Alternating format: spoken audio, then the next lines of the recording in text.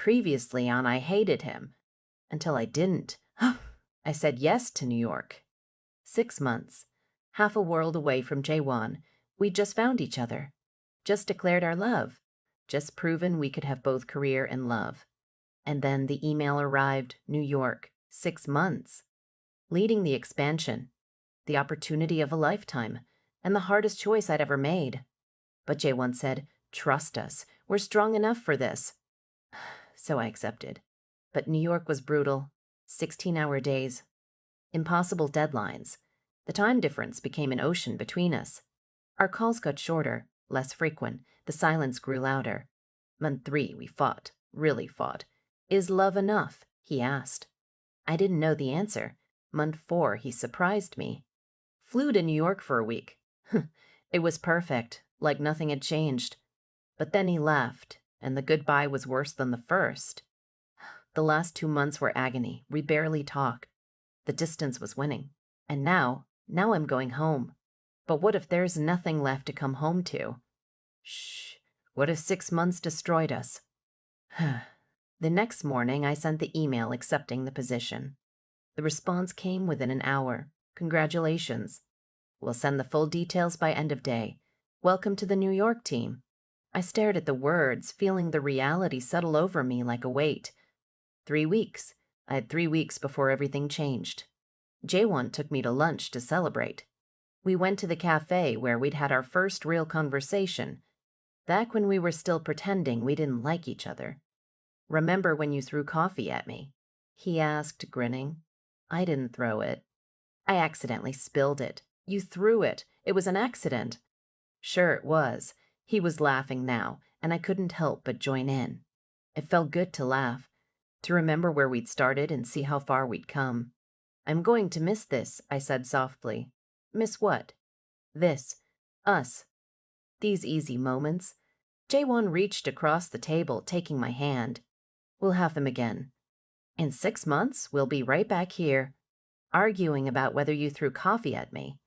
I didn't throw it. Whatever you say, love. Love. The word still sent shivers through me. The next 3 weeks passed in a blur. There were logistics to handle. Visa paperwork and apartment hunting and packing up my life into suitcases. There were goodbye dinners with friends and family.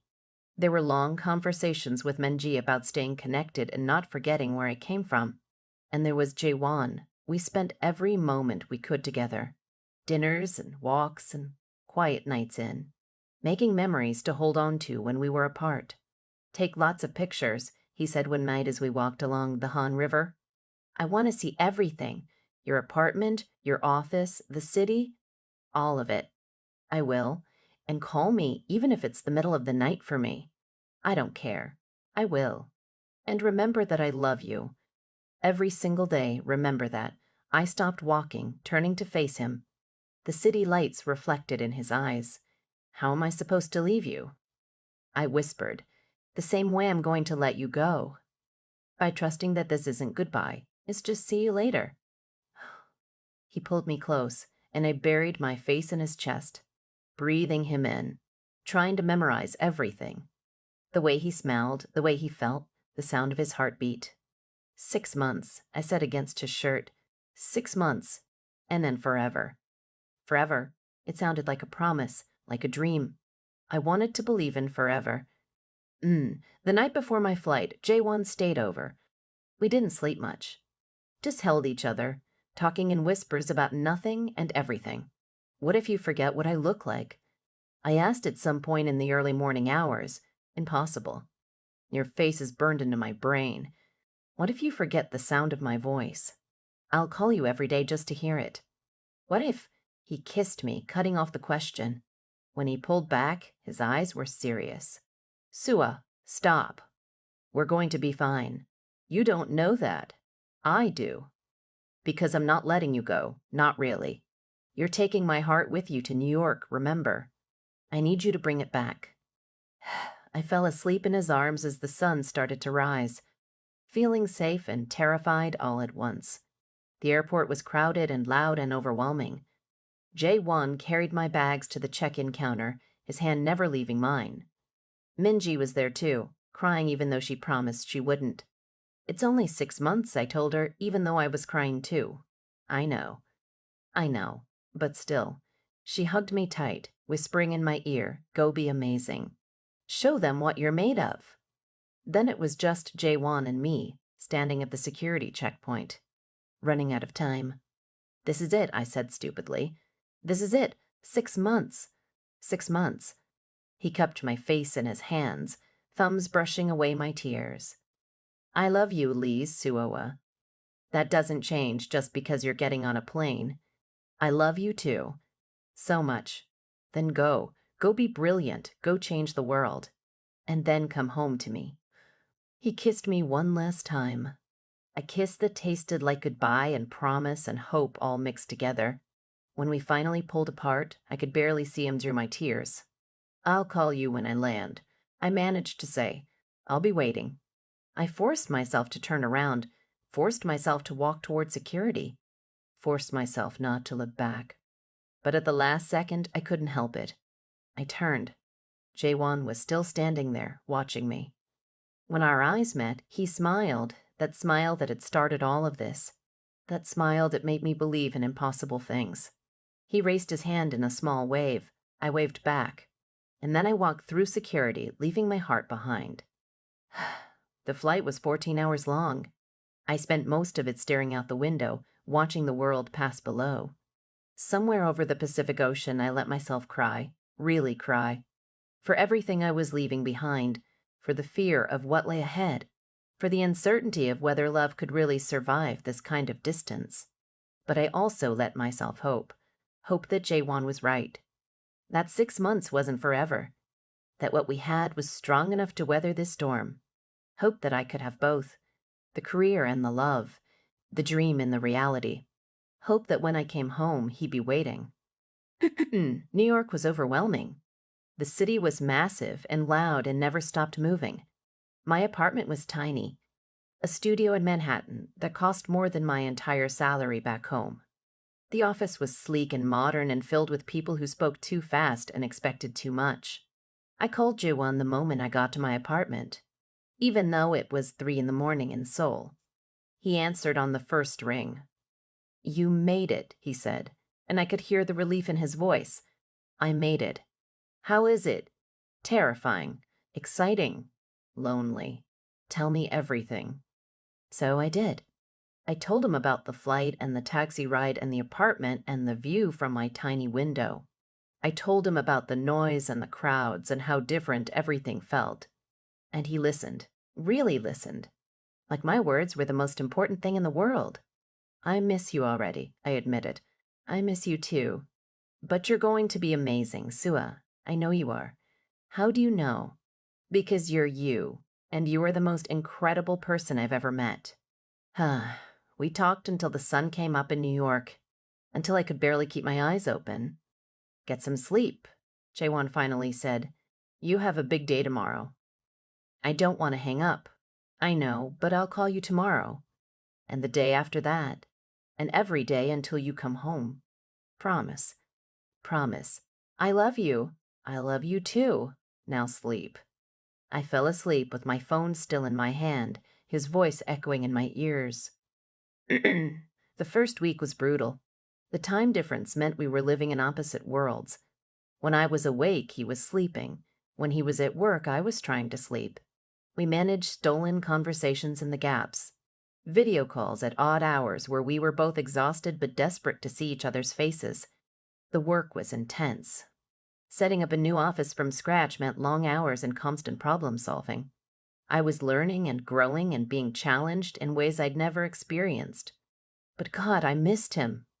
Missed his laugh and his smile and the way he looked at me. Missed the easy comfort of being in the same room. Missed being able to reach out and touch him. "How are you holding up?"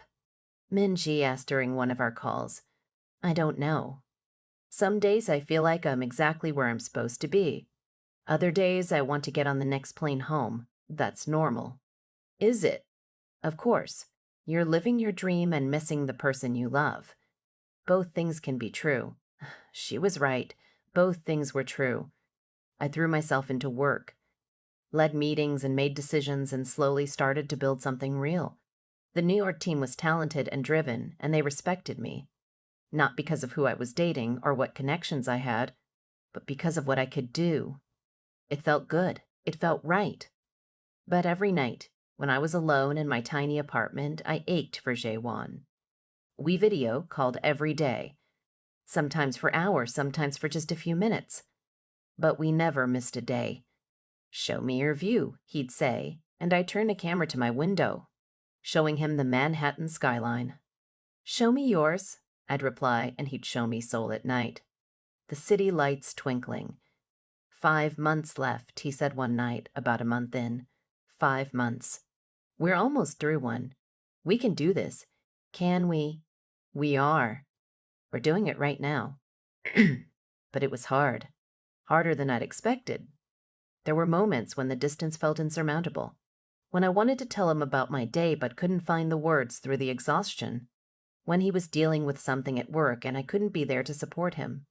When the time zones and the miles felt like an ocean we couldn't cross. "I hate this," I admitted one night, 2 months in. "I hate being away from you." "I know. I hate it too. What if this was a mistake? What if I should have stayed? Sua." His voice was firm through the phone. "Don't do that. Don't second-guess yourself. You're doing something incredible." "It doesn't feel incredible. It feels lonely." "I know, but it's temporary. 4 more months. We can do 4 more months. 4 months." It sounded like forever. Things got harder in month 3. Yewan was dealing with a major crisis at work. Something that required all his attention. Our calls became shorter, less frequent. I understood, I really did. But understanding didn't make it hurt less, and I was drowning in my own work. The expansion was hitting critical phases, and I was working 16-hour days, barely sleeping, barely eating. We started to drift, not intentionally, not because we wanted to, but because life was pulling us in different directions, and the distance made it impossible to hold on tight enough. "I feel like I'm losing you," I said one night during a rare video call. Jaewon looked exhausted, dark circles under his eyes. "You're not losing me." "It feels like I am. We barely talk anymore." "I know. I'm sorry. Work has been insane. Mine too." We stared at each other through the screen, and I felt the distance like a physical thing between us. "I don't know how to do this," I whispered. "Neither do I. But we have to try." "What if trying isn't enough?" He was quiet for a long moment.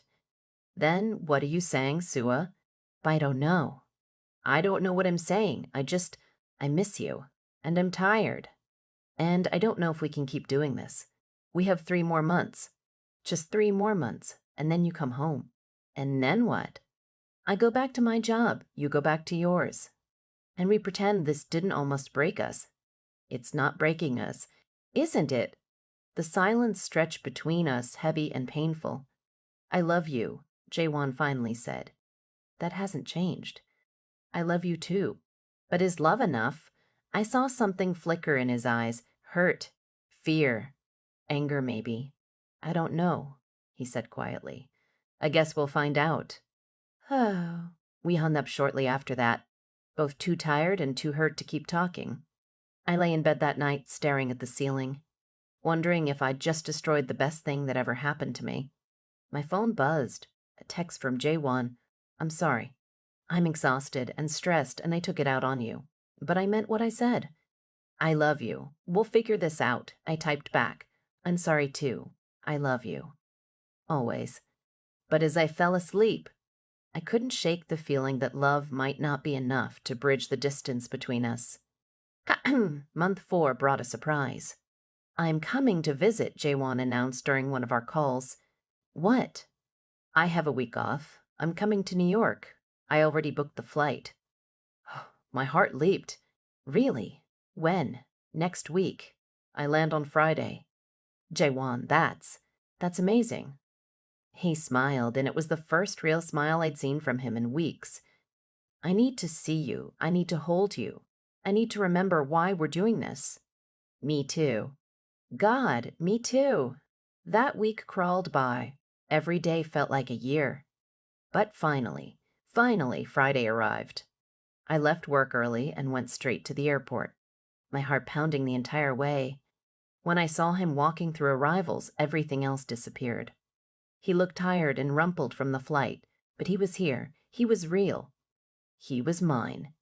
I ran to him, and he caught me, lifting me off my feet as he kissed me. "Hi," he murmured against my lips. "Hi. I missed you so much." "I missed you too. So much." We spent that week in a bubble. I took time off work, and we explored the city together. Walked through Central Park and ate pizza in Brooklyn and watched the sunset from the top of the Rock. We talked and laughed and remembered why we'd fallen in love in the first place. And at night, in my tiny apartment, we held each other like we'd never let go. 2 more months, Jaewon said on his last night there. We were lying in bed, tangled together, trying not to think about his flight in the morning. 2 more months, I repeated. We can do this. This week proved we can do this. Did it? Or did it just make it harder? He pulled back to look at me. What do you mean? I mean, being with you this week reminded me of everything I'm missing. And tomorrow you leave, and I have to miss you all over again. Sua, I know. I know we chose this. I know it's temporary. But Jaewon, I don't know if I can do 2 more months of this. What are you saying? I didn't know. I didn't know what I was saying, or what I wanted, or how to make this work. I'm saying I love you, and I'm saying this is the hardest thing I've ever done. And then saying I don't know if love is enough to survive this. He was quiet for a long time. Then, do you want to break up? The question hung in the air between us. Did I? Was that what I wanted? No, I finally whispered. No, I don't want that. Then what do you want? I want you. I want us. I want this to be easier. It will be. In 2 months, it will be. Will it? Or will we have changed too much? Will we even know each other anymore? Jaewon sat up, running his hands through his hair. I don't know. Suawa. I don't have all the answers. All I know is that I love you, and I'm willing to fight for us. But I can't do it alone. You're not alone. And trust me. Trust us. 2 more months. We can survive 2 more months. I wanted to believe him. I really did. Okay, I whispered. Okay. He pulled me back into his arms, and we fell asleep like that, holding on to each other and hoping it would be enough. Saying goodbye at the airport the next morning was agony. I'll call you when I land, Jaewon said, his voice rough. Okay. I love you. I love you too. He kissed me one more time, then walked toward security.